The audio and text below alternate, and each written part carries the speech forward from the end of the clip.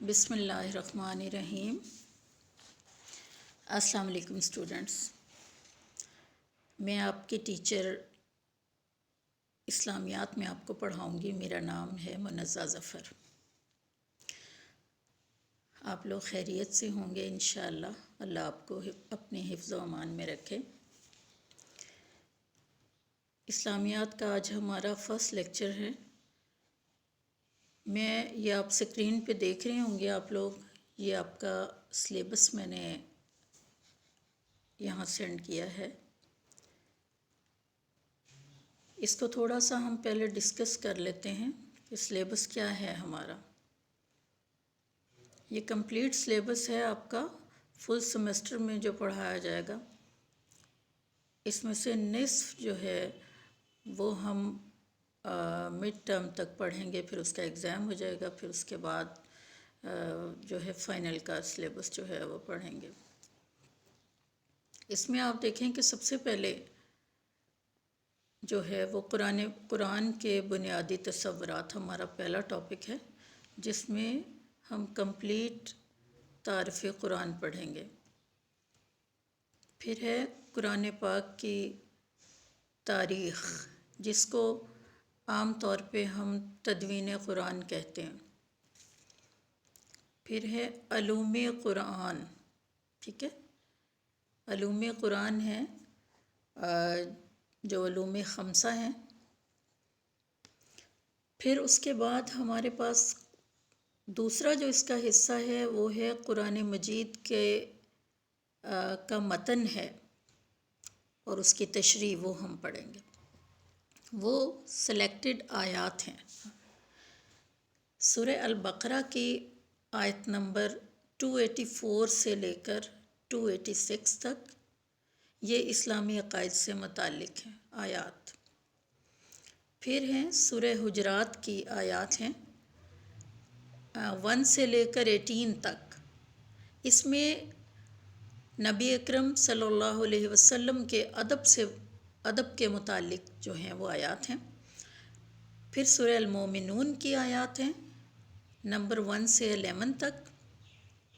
اس میں مسلمانوں کی صفات بیان کی گئی ہیں۔ پھر سورہ الفرقان کی آیات ہیں 63 سے 77 تک۔ ان میں معاشرتی اخلاقیات کے بارے میں ذکر ہے۔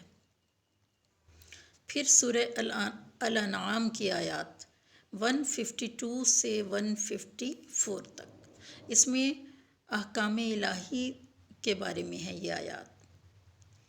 پھر سورہ الاحزاب کی آیات نمبر 6، 21، 40، 56، 57 اور 58 یہ شامل ہیں۔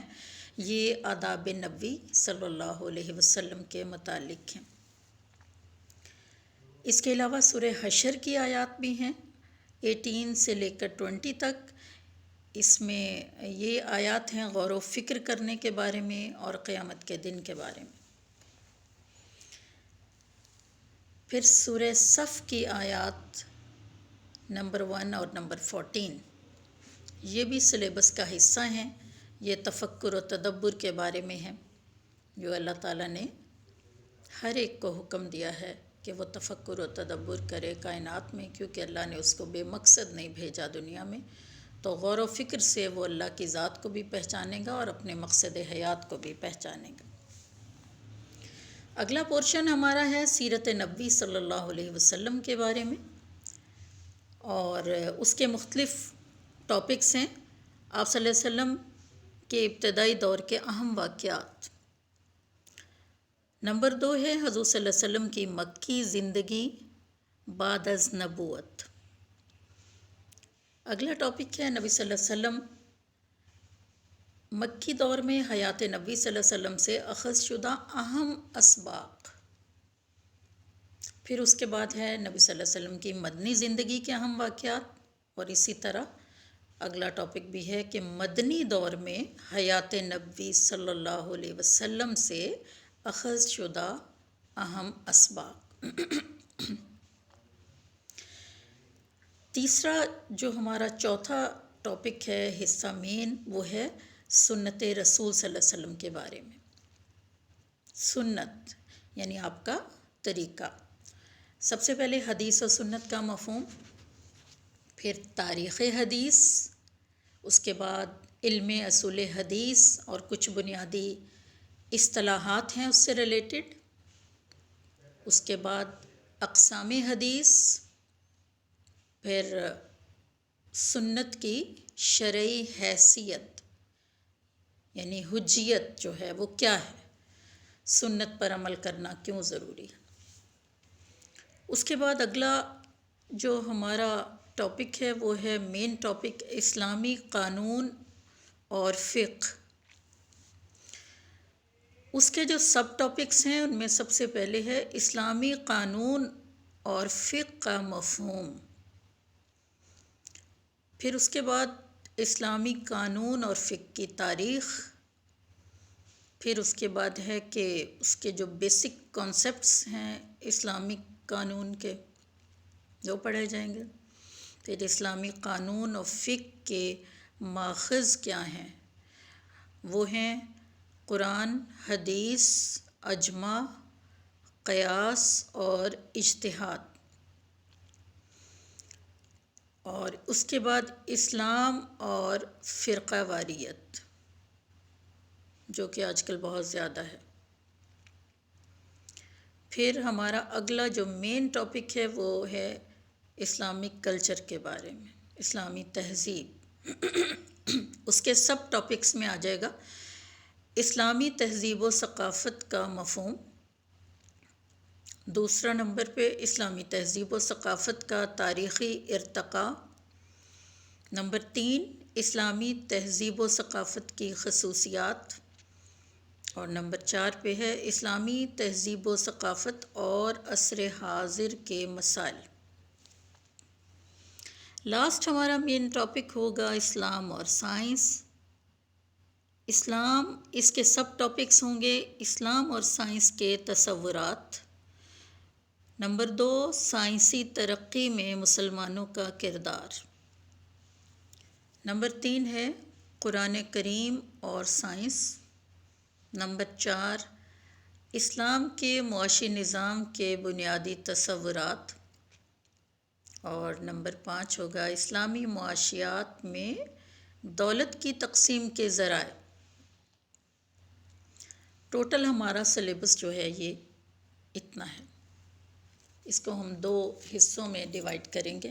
بہرحال یہ بھی میں آپ کو بتا دوں گی کہ ہم نے کیا کیا اس میں جو ہے وہ پڑھنا ہے۔ آج ہم اپنا فرسٹ لیکچر جو ہے وہ شروع کرتے ہیں، اس میں ہم تعارف قرآن جو ہے وہ پڑھیں گے، اور علوم خمسہ وہ بھی اسی کے اندر ہی ہم پڑھ لیں گے انشاءاللہ۔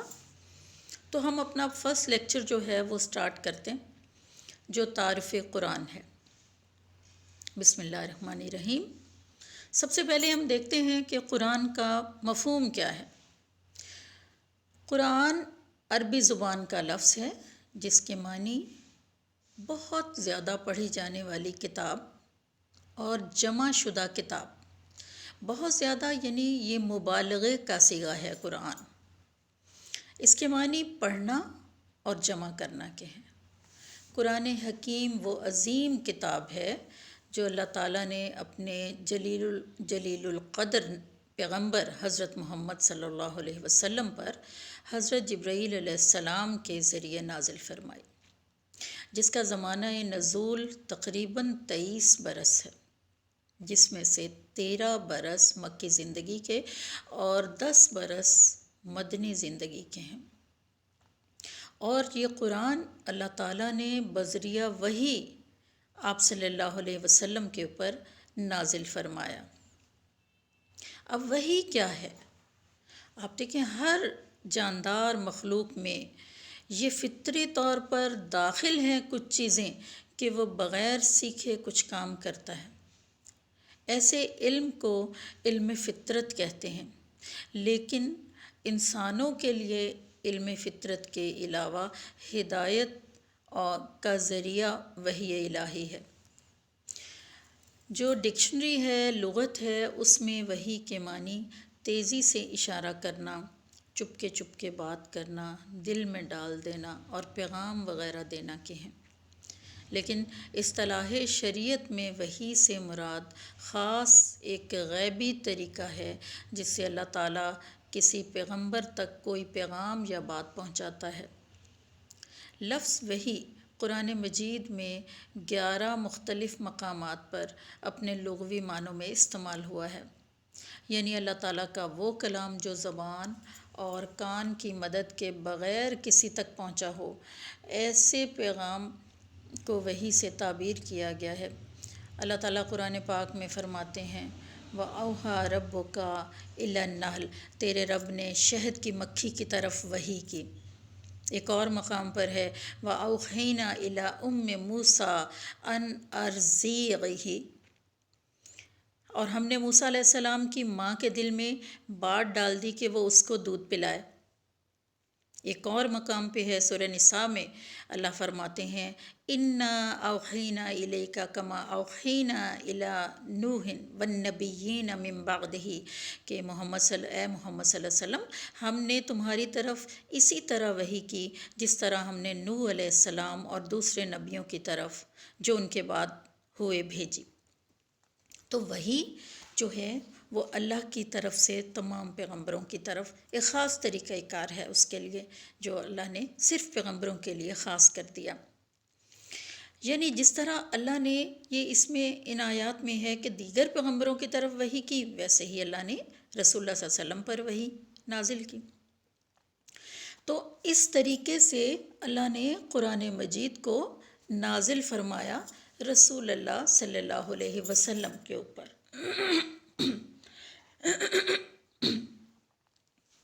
اب آپ دیکھیں کہ قرآن جو ہے اس کے اندر ہم کہتے ہیں عام طور پر کہ اتنی آیات ہیں، فلاں صورت میں اتنی آیات ہیں۔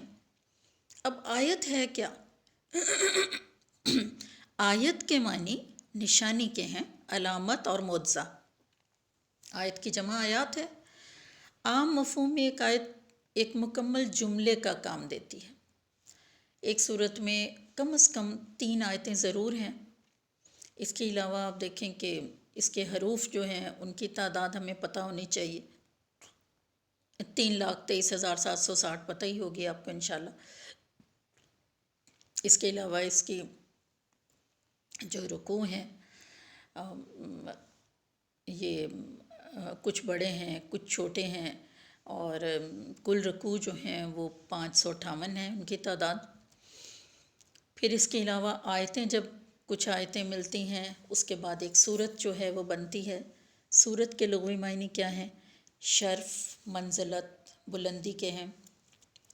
اب اصطلاح میں صورت سے مراد ایک مستقل قطع کلام ہے اور باب ہے۔ جیسے چیپٹرز ہوتے ہیں تو یہ ان کو ہم صورتیں پڑھتے ہیں۔ ہر صورت میں بہت سی آیتیں ہیں۔ قرآن مجید کی سب سے بڑی جو صورت البقرہ ہے اس میں 286 آیات ہیں، اور سب سے چھوٹی صورت جو ہے سورہ الکوثر ہے، اس کی 3 آیات ہیں۔ کل صورتیں قرآن مجید میں ان کی تعداد 114 ہے۔ قرآن مجید کی سب سے بڑی صورت میں جو 40 رکوع ہیں۔ اس کے علاوہ وہ صورتیں، کچھ صورتیں جو ہجرت سے قبل آپ صلی اللہ علیہ وسلم کے اوپر نازل ہوئیں وہ مکی صورتیں کہلاتی ہیں، اور ان کی تعداد 86 ہے، اور جو ہجرت مدینہ کے بعد نازل ہوئیں وہ مدنی صورتیں کہلاتی ہیں، ان کی تعداد جو ہے وہ 28 ہے۔ اس کے علاوہ قرآن مجید کو کے 30 جو ہیں وہ پارے ہیں، ان میں تقسیم کیا گیا ہے، اور اس کی اندر 7 منزلیں بھی ہیں۔ اس کی منزلیں جو ہیں وہ پہلی منزل سورۃ فاتحہ سے لے کر سورۃ نساء تک ہے، دوسری منزل سورہ مائدہ سے سورہ توبہ تک کمپلیٹ ہوتی ہے، تیسری سورہ یونس سے سورہ نحل تک، چوتھی منزل جو ہے وہ سورہ بنی اسرائیل سے لے کر سورہ فرقان تک ہے، پانچویں منزل سورہ شعراء سے سورہ یاسین تک، چھٹی منزل سورہ صافات سے لے کر سورہ حجرات تک، اور ساتویں منزل جو ہے وہ سورہ قاف سے لے کر سورہ ناس تک۔ کہف نہیں، سورہ قاف۔ اب آپ دیکھیں کہ یہ سارا کا سارا جو قرآن ہے یہ وحی کے ذریعے آپ صلی اللہ علیہ وسلم کے اوپر نازل ہوا۔ وحی دو طرح سے، دو قسمیں ہیں اس کی، جس طریقے سے یہ آپ کے اوپر نازل ہوئی۔ ایک وحی کا طریقہ مطلب، دوسرا غیر مطلب۔ وحی مطلب کو ہم وحی جلی بھی کہتے ہیں، اور وحی غیر مطلب کو ہم وحی خفی بھی کہتے ہیں۔ وحی مطلب کیا چیز ہے؟ کیسی وحی؟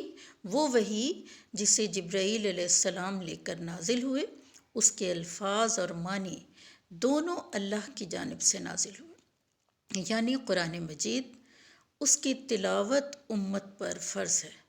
وحی مطلب کی ایک خاصیت یہ ہے کہ وہ تواتر روایت سے ثابت ہے، یعنی اس میں کہیں بھی کوئی کمزوری، کمی یا بیچ میں رکاوٹ یا بیچ میں انقطاع موجود نہیں ہے۔ تواتر سے یہ ثابت ہے۔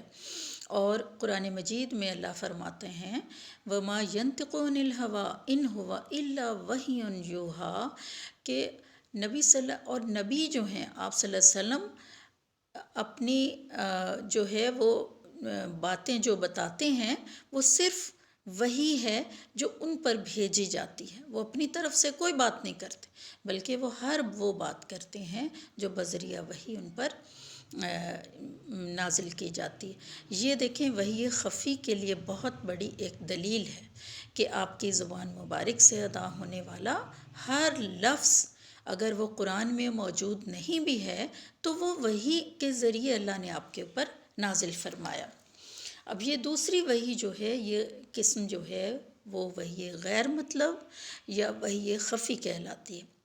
یہ وہ وحی ہے جو براہ راست حضور صلی اللہ علیہ وسلم پر اس کا مفہوم نازل ہوا، یعنی آپ صلی اللہ علیہ وسلم کے قلب اطہر پر نازل صرف اس کا معنی ہوا، یعنی وہ کوئی آیت قرآن کی نہیں ہے بلکہ مفہوم نازل ہوا اور آپ نے اپنے الفاظ میں اس کی تعبیر فرمائی۔ اس وحی کا دوسرا نام جو ہے وہ حدیث ہے۔ اس وحی کی تلاوت جو ہے وہ امت پر فرض نہیں، اس لیے اس وحی کو غیر مطلب کہتے ہیں، اس کو حسب ضرورت جو ہے وہ پڑھا جاتا ہے۔ اس کے علاوہ آپ دیکھیں کہ وحی کے نزول کی مختلف صورتیں ہیں، مختلف طریقے بھی ہم ان کو کہہ سکتے ہیں۔ وہ کون کون سے تھے؟ ایک دیکھیں کہ القاء فی القلب، دوسرا سچے خوابوں کا آنا، اور اس کے علاوہ فرشتہ انسانی صورت میں بھی آتا تھا۔ پھر پس پردہ گفتگو بھی اللہ نے فرمائی، فرشتے اپنی اصل شکل میں بھی آتا، یعنی حضرت جبرائیل علیہ السلام۔ پھر اس کے علاوہ گھنٹی کے بجنے کی آواز کے ساتھ بھی آپ صلی اللہ علیہ وسلم کے اوپر وحی نازل ہوتی تھی۔ سب سے پہلا طریقہ القاء۔ قرآن مجید میں اللہ سے ہم کلامی کی صورتیں جو ہیں وہ مختلف۔ اللہ قرآن پاک میں فرماتے ہیں وَمَا كَانَ لِبَشَرٍ أَن يُكَلِّمَهُ اللَّهُ إِلَّا وَحْيًا أَوْ مِن وَرَاءِ حِجَابٍ أَوْ يُرْسِلَ رَسُولًا فَيُوحِيَ بِإِذْنِهِ مَا يَشَاءُ، کہ کسی انسان کی شایان شان یہ نہیں کہ وہ اللہ سے کلام کرے مگر وحی کے ذریعے یا پردے کے پیچھے سے یا قاصد کو بھیجے، وہ اپنے حکم سے جو چاہے وہی بھیجے۔ اب اس میں مختلف طریقوں کا ذکر کیا گیا ہے کہ کس کس طریقے سے اللہ وحی نازل کرتے ہیں۔ اس کے بعد ہے دوسرا سچے خوابوں کا آنا۔ انبیاء کرام کے خواب جو ہیں وہ حکم الہی ہوتے ہیں، جیسا کہ سورہ صافات میں حضرت ابراہیم علیہ السلام کے بارے میں اللہ نے فرمایا کہ قال یا بنی انی اری فی المنام انی اذبحک فانظر ماذا تری، بیٹے میں خواب میں دیکھتا ہوں کہ تجھے ذبح کر رہا ہوں، اس پر تیری کیا رائے ہے؟ حضرت اسماعیل علیہ السلام نے جواب دیا قال یا ابت افعل ما تؤمر ستجدنی ان شاء اللہ من الصابرین۔ بیٹا دیکھیں کس باپ کا تھا، اس نے فرمایا آگے سے، وہ بھی پیغمبر، ابا حضور آپ وہ کر گزریے جس کا آپ کو اللہ نے حکم دیا، انشاءاللہ آپ مجھے صبر کرنے والوں میں پائیں گے۔ اور آپ دیکھیں کہ اس کے بعد ان دونوں نے سر تسلیم خم کیا اور ابراہیم علیہ السلام نے بیٹے کو ماتھے کے بل گرا دیا، اور پھر اللہ تعالیٰ نے ندا دیا، ابراہیم علیہ السلام تو نے خواب سچ کر دکھایا، اور اس کے بعد اس کی جگہ پر مینڈھا بھجوا دیا۔ وہ اپنے اس آزمائش میں پورے اترے۔ اس کے علاوہ آپ دیکھیں کہ جو وحی کی شکل ہے وہ فرشتے کا انسانی شکل میں آنا، حضرت جبرائیل علیہ السلام انسانی شکل میں بھی آتے تھے، اور اکثر اوقات وہ ایک صحابی رسول حضرت دحیہ کلبی رضی اللہ تعالیٰ عنہ کی شکل میں زیادہ تر تشریف لایا کرتے تھے۔ اور اس کے علاوہ بھی آپ دیکھیں کہ جو حدیث جبرائیل ہے آپ نے ضرور پڑھی ہوگی انشاءاللہ، اس میں بھی انسانی شکل میں آنے کا ذکر ہے کہ ایک دفعہ آپ صلی اللہ علیہ وسلم مسجد میں بیٹھے ہوئے تھے، آپ کے پاس صحابہ کرام تھے، موجود تھے، تو حضرت جبرائیل علیہ السلام ایک اجنبی انسان کی شکل میں آئے، تو صحابہ کرام ان کو نہیں پہچانتے تھے، اور وہ سفید لباس پہنا ہوا تھا، ان کے سیاہ بال تھے، اور انہوں نے اپنے گھٹنے آپ صلی اللہ علیہ وسلم کے گھٹنوں کے ساتھ ٹیک دیے اور اپنے رانوں پر ہاتھ رکھ لیے، اور اس کے بعد انہوں نے آپ صلی اللہ علیہ وسلم سے دین کے بارے میں مختلف سوالات کیے۔ آپ صلی اللہ علیہ وسلم ان کے جوابات دیتے جاتے، اور اس کے بعد حضرت جبرائیل علیہ السلام فرماتے کہ قال صدقت، کہ آپ نے سچ کہا۔ تو صحابہ کرام حیران ہوئے اس بات کے اوپر کہ یہ کیسا شخص ہے کہ خود ہی سوال کرتا ہے، اور آپ صلی اللہ علیہ وسلم جب جواب دیتے ہیں تو اس کی تصدیق بھی کرتا چلا جا رہا ہے۔ اس کے بعد آپ دیکھیں کہ جب وہ اٹھ کر چلے گئے تو آپ صلی اللہ علیہ وسلم نے صحابہ کرام سے پوچھا کہ جانتے ہو یہ کون تھے؟ تو انہوں نے جواب دیا کہ نہیں، ہم نہیں جانتے۔ تو آپ صلی اللہ علیہ وسلم نے فرمایا کہ جی حضرت جبرائیل علیہ السلام تھے، اور تم لوگوں کو تمہارا دین سکھانے آئے تھے۔ تو اس سے بھی پتہ چلتا ہے کہ وہ مطلب انسانی شکل میں بھی وحی لے کر نازل ہوتے تھے۔ پھر اس کے علاوہ ایک اور صورت ہے کہ پس پردہ گفتگو۔ یہ وہ شکل ہے جس میں اللہ تبارک و تعالیٰ نے حضرت جبرائیل علیہ السلام کے توسط کے بغیر نبی صلی اللہ علیہ وسلم سے گفتگو کی۔ اللہ تعالیٰ ہم کلام ہوئے آپ صلی اللہ علیہ وسلم سے، جیسے حضرت موسیٰ علیہ السلام سے بھی کوہ طور پر ہم کلام ہوتے تھے، اور آپ صلی اللہ علیہ وسلم سے بھی معراج کے موقع پر اللہ تعالیٰ ہم براہ راست ہم کلام ہوئے۔ اس کے علاوہ ایک اور صورت تھی جو بڑی مشکل، بڑی سخت ہوتی تھی، وہ گھنٹی کی آواز جو ہے وہ سنائی دیتی تھی۔ تو کبھی کبھار وہی اس صورت میں نازل ہوتی کہ گھنٹی کی آواز سنائی دیتی۔ صحیح بخاری کی روایت ہے کہ حضرت عائشہ رضی اللہ تعالیٰ عنہ فرماتی ہیں کہ گھنٹی کی آواز کی مانند ایک آواز آتی جس سے حضرت صلی اللہ علیہ وسلم پیغام وصول کر لیتے۔ صحابہ کرام رضی اللہ تعالیٰ عنہ کا اس کے بارے میں بیان ہے کہ جب گھنٹی کی آواز کی صورت میں وحی کا نزول اس قدر بھاری ہوتا تھا کہ آپ صلی اللہ علیہ وسلم کا جسم مبارک بہت بوجھل ہو جاتا، اور آپ صلی اللہ علیہ وسلم کی سواری بوجھ سے بیٹھ جاتی تھی۔ سخت سردی کے موسم میں آپ صلی اللہ علیہ وسلم کو پسینہ آ جاتا تھا، اور ایسی وحی کے بارے میں آپ صلی اللہ علیہ وسلم فرماتے ہیں کہ یہ وحی کی ایسی صورت تھی کہ یہ وحی اسی وقت مجھے یاد ہو جایا کرتی تھی۔ اس کے علاوہ آپ دیکھیں کہ فرشتے کا اپنی بعض اوقات اپنی اصل شکل میں بھی آنا ہوتا، یہ بھی ایک صورت تھی۔ یہ وحی کی اعلیٰ ترین صورت ہے کہ جبرائیل علیہ السلام اللہ کا کلام لے کر نبی کریم صلی اللہ علیہ وسلم کی خدمت میں حاضر ہوئے، اور اپنی اصل شکل میں حاضر ہوئے، اور ایسا 2 مرتبہ ہوا کہ آپ صلی اللہ علیہ وسلم نے حضرت جبرائیل علیہ السلام کو ان کی اصل شکل میں دیکھا۔ ایک مرتبہ مکہ معظمہ میں، اور دوسری مرتبہ معراج کی رات سدرۃ المنتہا کے پاس دیکھا تھا، اور اس کے بارے میں احادیث جو ہیں وہ صحیح موجود ہیں۔ اس کے علاوہ ایک اور شکل الہام کا ہونا۔ مخفی طریقے سے پیغام کے لیے ایک اور لفظ الہام بھی استعمال ہوتا ہے۔ الہام کا لفظ جو لغوی معنی ہے وہ ہے کہ دل میں کوئی بات ڈال دینا۔ تو آپ دیکھیں کہ کسی کی فطرت میں کوئی چیز جو ہے وہ ڈال دینا، ودیت کرنا، یہ الہام ہے۔ قرآن مجید میں بھی اس کے بارے میں، الہام کے بارے میں ارشاد ہوتا ہے فَأَلْهَمَهَا فُجُورَهَا وَتَقْوَاهَا، بس اس نے اس نفس انسان کو نیکی اور بدی سمجھا دی۔ اور اسی طرح آپ دیکھیں کہ ایک اور وہی جو آیت میں نے پہلے بھی پڑھی ہے، اور ہم نے موسیٰ کی والدہ کو الہام کیا کہ اسے دودھ پلاؤ۔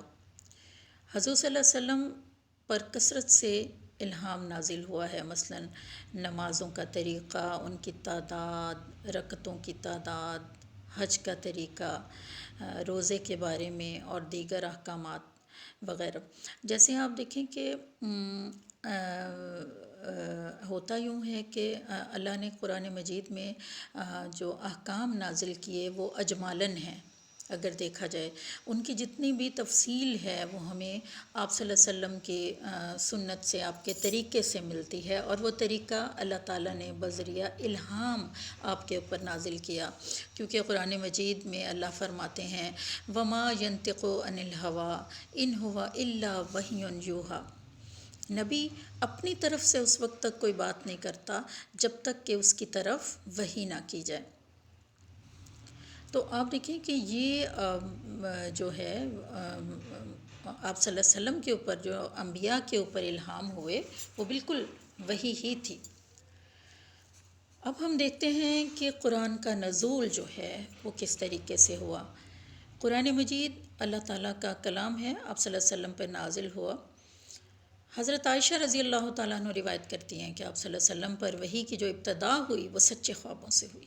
آپ صلی اللہ علیہ وسلم جو خواب دیکھتے تھے رات کو، وہ صبح کی روشنی میں پورا ہو جاتا تھا۔ پھر آپ صلی اللہ علیہ وسلم کی طبیعت رفتہ رفتہ تنہائی کی طرف مائل ہوتی گئی، کیونکہ آپ مشرکین مکہ کے اندر جو دیکھتے تھے خرابیاں، جو کمزوریاں، آپ کا دل ان سے بہت دل سے نفرت کرتے تھے، مگر کچھ کر نہیں پاتے تھے، تو دعا کرتے تھے کہ اللہ تعالیٰ کچھ فیصلہ کن حکم ان کے بارے میں نازل فرما دے۔ اور آپ صلی اللہ علیہ وسلم غار حرا تشریف لے جاتے، کئی راتیں تفکر و تدبر عبادت میں گزر جاتی۔ اسی طرح کئی سال گزر گئے۔ جب آپ صلی اللہ علیہ وسلم کی عمر مبارک 40 سال کو پہنچی، آپ حسب معمول غار حرا میں تشریف فرما تھے کہ ایک دم غار کے دہانے پر روشنی ہوئی، اور ایک فرشتہ غار حرا کے اندر آیا اور آپ سے فرمایا اقرا۔ آپ نے فرمایا ما انا بقاری، میں پڑھنا نہیں جانتا، اور 3 مرتبہ ایسے ہوا۔ اس پر فرشتے نے آپ کو گلے لگا کر زور سے دبایا۔ چوتھی مرتبہ جب فرشتے نے آپ کو گلے لگا کر دبایا تو پھر آپ کی زبان پر الفاظ جو ہیں وہ جاری ہو گئے، اور سورہ علق کی ابتدائی 5 آیات جو ہیں وہ پہلی وحی آپ کے اوپر نازل ہوئی۔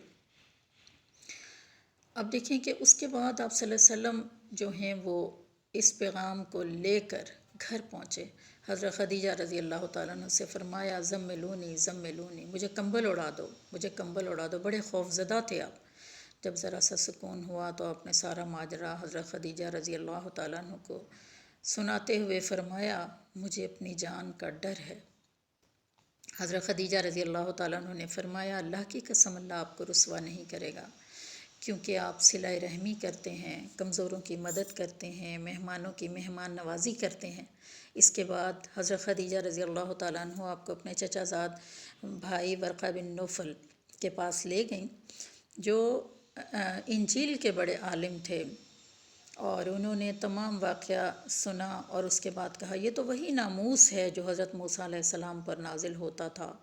انہوں نے کہا کاش میں زندہ رہتا اس وقت تک، کاش میں جوان ہوتا تو آپ کو آپ کی قوم یہاں سے نکالے گی تو میں اس وقت آپ کی مدد کرتا۔ تو آپ نے پوچھا کیا میری قوم مجھے نکال دے گی؟ تو ورقہ نے کہا ہاں، جو بھی پیغام لے کر آتا ہے اس کے ساتھ یہی سلوک کیا جاتا ہے۔ یہ بخاری شریف میں اس کا ذکر ہے۔ تو پہلی وحی کے نازل ہونے کے کچھ عرصے بعد تک وحی کا سلسلہ رک گیا، اور یہی جو پیریڈ ہے یہ مختلف مقامات پر مختلف ہمیں پتہ چلتا ہے یا لکھا ہے مختلف مفسرین نے، اس کو فترت کا دور کہا جاتا ہے یا فترت الوحی کہا جاتا ہے، وحی کے انقطاع کا زمانہ۔ کسی نے 6 ماہ لکھا ہے، کسی نے اس سے کچھ کم، کسی نے اس سے کچھ زیادہ۔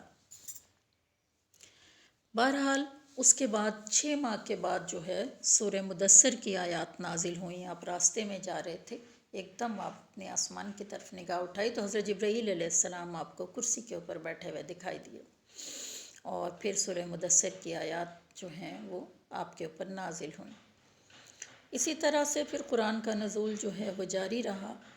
کچھ حصہ قرآن مجید کا جو ہے وہ نزول کے اعتبار سے ہم اس کو 2 حصوں میں تقسیم کر سکتے ہیں، یعنی مکی دور اور مدنی دور۔ مکی صورتیں وہ ہیں جو مکہ میں آپ کے قیام کے دوران نازل ہوئیں۔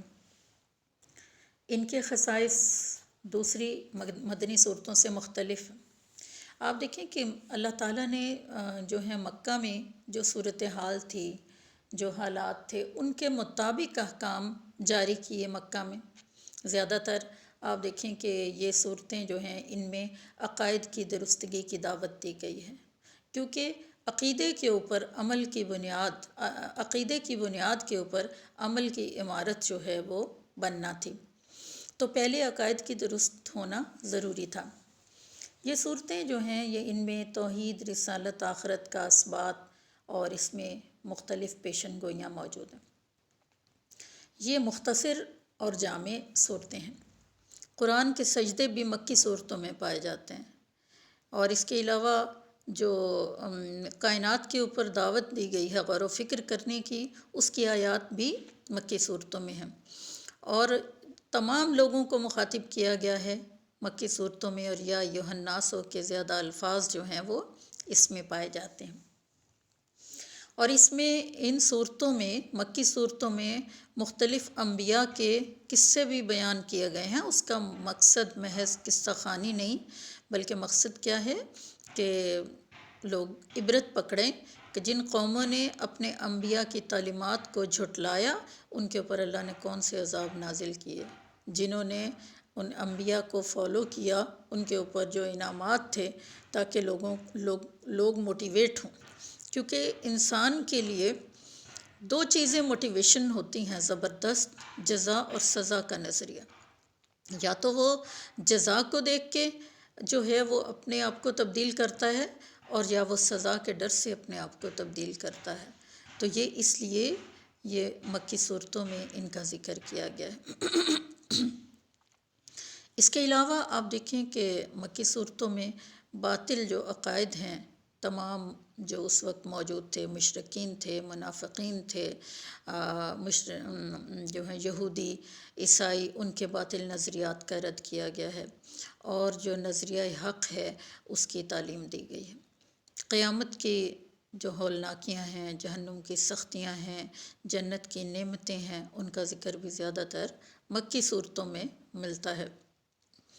مکی صورتوں میں قسمیں کھائی گئی ہیں، اور زیادہ تر حروف مقطعات جو ہیں وہ بھی مکی صورتوں میں پائے جاتے ہیں۔ مدنی صورتیں ہجرت کے بعد جو ہیں وہ نازل ہوئیں، ان کی تعداد 28 ہیں۔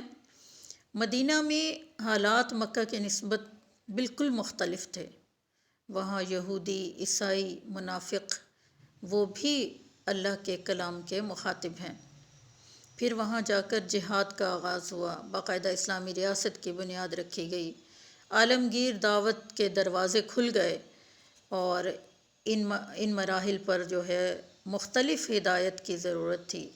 مدنی صورتوں میں یہ ضرورت جو ہے یہ پوری کر دی گئی۔ تعداد ان صورتوں کی 28 ہے، اور ان کے جو خصوصیات ہیں ان میں زیادہ تر آپ دیکھیں کہ جہاد و قتال اور اقامت دین کے احکامات ان میں موجود ہیں۔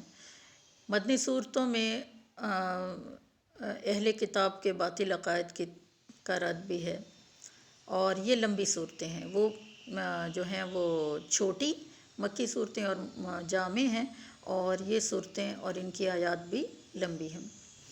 پھر اس میں جو مدنی صورتیں ہیں ان میں پیشن گوئیوں کے سچا ثابت ہونے کا بھی ذکر ہے۔